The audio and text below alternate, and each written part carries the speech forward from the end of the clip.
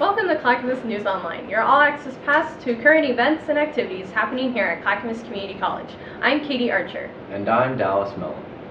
Ever wonder what it takes to make blockbuster hits like The Hobbit or Transformers?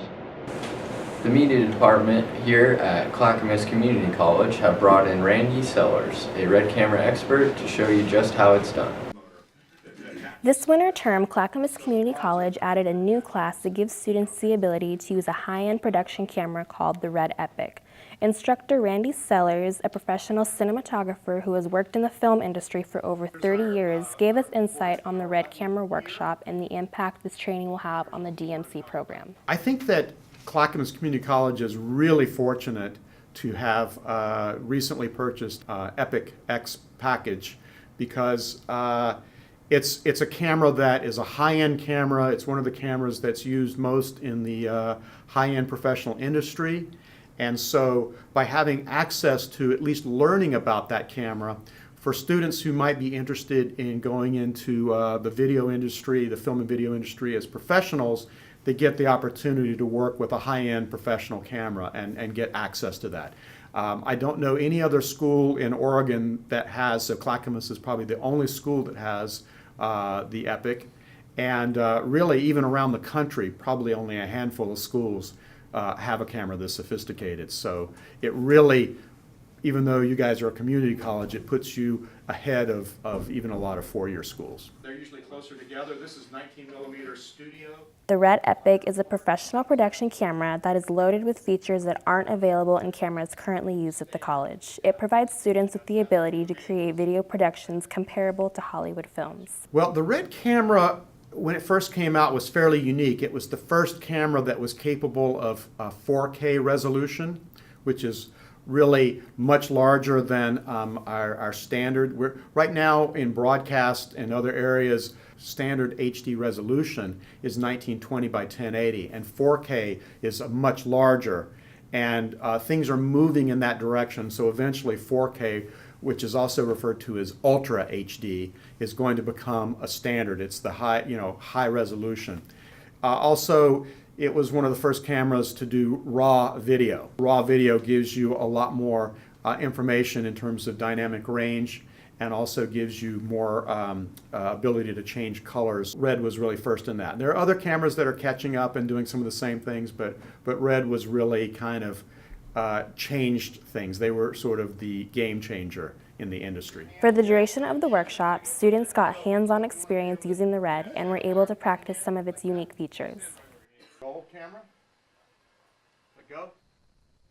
Action. And touch. Cut. Oh, that hurt me. This is pretty slow stuff. Oh my god. Oh, it's coming. It's coming.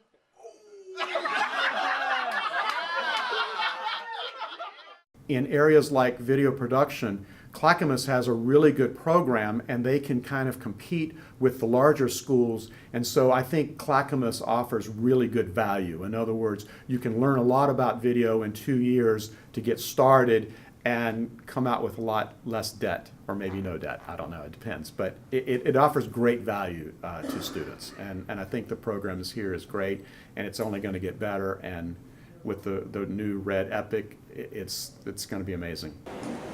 The CASE program is reaching out for more students to join. It's a career and mentoring program for those of you in a 2-year oriented degree. Here's more. Established in 2011, the Credit Acceleration and Support for Employment program, known as CASE, is a highly successful tool designed to help feather the transition from the classrooms of Clackamas Community College to the workplace. So the CASE grant was awarded by the U.S. Department of Labor in October 2011, and we're a 3-year project, so we'll wrap up September 2014. And it's a statewide grant, so each community college in Oregon received a portion of the grant. Here at Clackamas Community College, we received $2.7 million for that 3-year time period, so it's a lot of money for the college to focus on helping students and providing career coaching services, expand career pathway certificates, and also explore ways to award credit for prior learning. We visited Barlow Hall to sit down with an experienced career coach to better understand services CCC students can utilize within the program. I am Dawn Williams. I am a career coach here at Clackamas, working with students in career technical programs, helping them kind of persist and complete their program, and also to then help find with jobs. So all the job search skills, resume, cover letter, interviewing, and then about networking and maybe how to find those job opportunities to apply for. While the CASE program is already assisting a great number of students, there is always room for more. The team has made joining a simple process. Call or email to set up an appointment with a career coach. They would get put with one of the coaches who is supporting the program they're in. We try to group them together, and they come in, talk with us, and then we have a registration form that we have students fill out because we need to keep track of who we're working with. Although CASE is already widely successful, the Career Center team is diligently working at improving the program with new services each year. We've been trying to implement new services, working with the Career Center to provide access to more resources. So since the grant started, we've been able to implement the College Central Network through the Career Center because we want systems to be sustained longer than the life of our grant. And so that's a job posting site. So employers who come to campus saying, hey, I want to post a job for students and recent grads, we have an online job board. They can do that now. So students can access it from anywhere. You don't have to come to campus.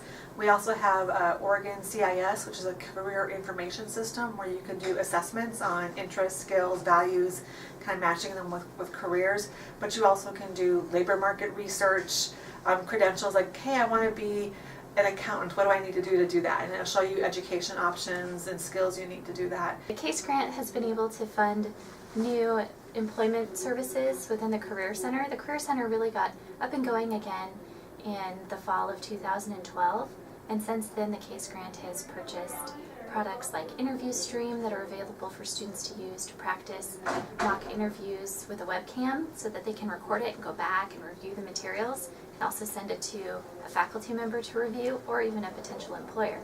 Students utilizing the CASE program not only receive detailed assistance while here at CCC, but are also guided through the turmoils of discovering a career even after graduation.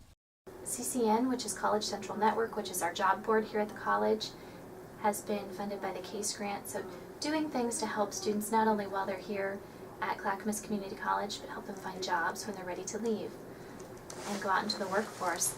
In terms of wraparound services that career coaching is providing, we're integrated into the Career Center.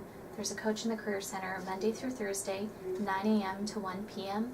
So if you come by and the coach isn't in the hallway at Barlow 202, run by the Career Center to see if they're down there.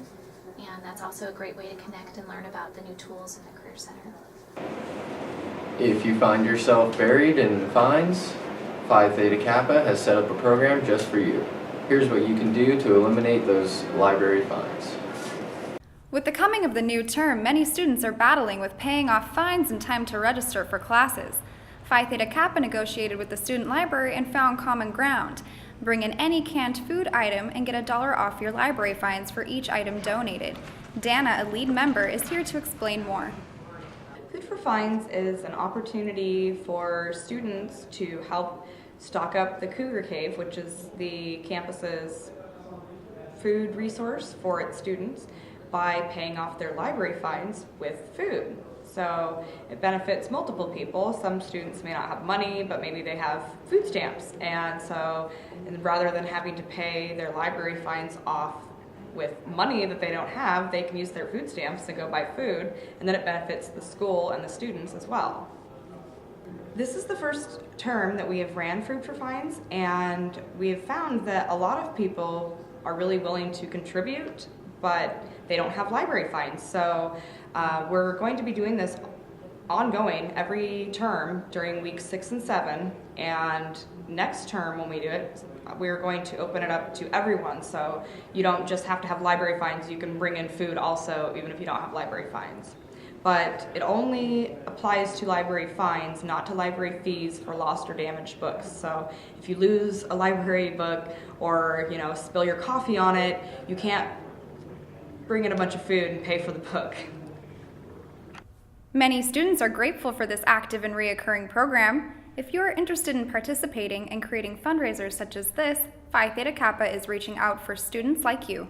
Phi Theta Kappa is one of the most elite clubs on campus. It is the community college honor society. So the university level has their own, and I believe it is Phi Beta Kappa, And Phi Theta Kappa is the community college version for outstanding students in community colleges.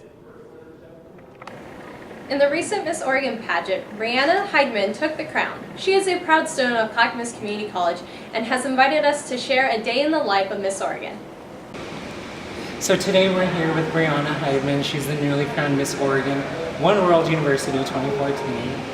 Can you explain to us what it felt like to win the title? Oh my goodness. I couldn't even believe it when they called my name to be Miss Oregon. It was just such an amazing experience. Never in a million years would I have thought that I was the person who was going to win the title. I am so humbled by this opportunity and I can't wait to see where it goes.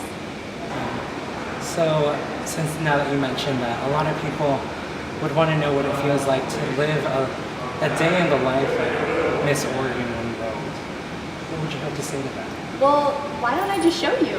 Let's go! Brianna competed in the Miss Oregon One World University pageant on January 18, 2014. She represented Clackamas Community College and beat out many girls from across the state. She took the crown and the title that night. Now she lets us go behind the scenes of one of her first photo shoots. My favorite part about a photo shoot is just being able to be myself, flip my hair, just have fun and let my personality shine. And that's why I really like coming out here, outside photo shoots because the sun is shining and it's just so much more fun. Brianna doesn't believe in a strict diet to maintain her body. She believes that you can eat whatever you want just as long as you maintain a good and healthy lifestyle. So what do you have to say about girls who think that they have to be a certain size to be beautiful? What's your opinion? Beauty truly comes from within yourself, and it's not about the size that matters. It's about what you have in your heart and what you have to offer the world. Ever find yourself curious about online dating, but not really sure how to approach it? Our investigative journalists have taken a hands-on approach and dove right into an online dating service. Here are their thoughts and opinions on the matter. We live in a world where anything is available online, 24 hours a day. Groceries, electronics, clothing, and now, dating.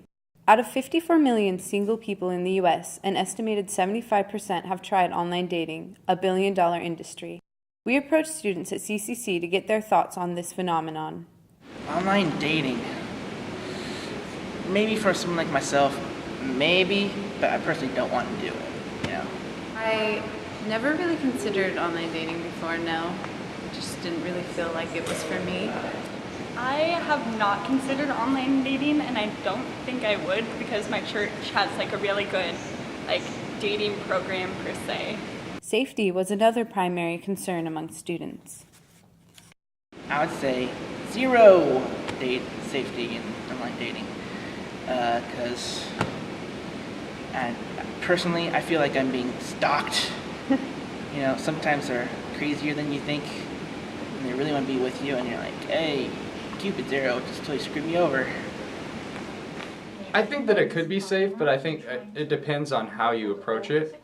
If you're careful, then I think it can be safe. I feel like you need to be prudent about your online dating, and then it can go either way. Probably worse for women than for men. Just recently a friend of mine tried out an online dating profile, and they got some really weird messages. I would suggest to them that they do not go meet someone that they met online because they might end up being the Craigslist killer and try to kill them. We then asked students how honest they felt people's profiles were online. Usually people lie a lot. You seem like the Barbie type who really doesn't know the truth at all, so I don't know. Most people's profiles might be somewhat honest, but the majority of it is not. They Photoshop their photos and try to get their best photos out there. I wouldn't necessarily be opposed to it, but I would definitely urge them to be very careful to really verify that the person is who they say they are. I think they are very dishonest. I feel like they're kind of Photoshop for a lot of people. Not everyone, but I think most people. Whether you are for or against online dating, there is no denying that its popularity is rising among singles in the U.S. Thank you for stopping in. We look forward to seeing you again. I'm Katie Archer. And I'm Dallas Mellon. And this is Clackamas News Online. Happy March, everyone.